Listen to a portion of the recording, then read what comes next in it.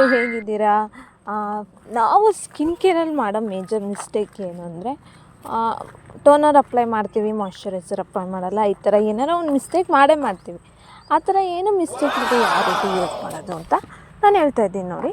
First ನಾವು ಟೋನರ್ನ use ಮಾಡಬೇಕು. ಟೋನರ್ ಆದಮೇಲೆ ಸಿರಮ್ ಯೂಸ್ ಮಾಡೋಂಗಿದ್ರೆ ಸಿರಮ್ ಯೂಸ್ ಮಾಡ್ಬೋದು, ಇಲ್ಲಾಂದರೆ ನಾವು ಸ್ಕಿಪ್ ಮಾಡ್ತೀವಿ. ಸಿರಮ್ ಅಂದರೆ ಸ್ಕಿಪ್ ಮಾಡಿ ಮಾಯ್ಶ್ಚರೈಸರ್ ಯೂಸ್ ಮಾಡಬೇಕು.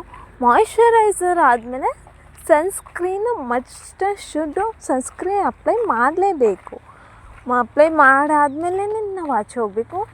ನೈಟ್ ಆಗಲಿ ಈವ್ನಿಂಗ್ ಆಗಲಿ ನಾವು ಸನ್ಸ್ಕ್ರೀನ್ ಅಪ್ಲೈ ಮಾಡಲೇಬೇಕು. And lip balm evening time ಆದರೆ ಲಿಪ್ ಬಾಮ್ ಅಪ್ಲೈ ಮಾಡಬೇಕು. ಮಾರ್ನಿಂಗ್ ಟೈಮ್ ಆದರೂ ಲಿಪ್ ಬಾಮ್ ಅಪ್ಲೈ ಮಾಡಲೇಬೇಕು.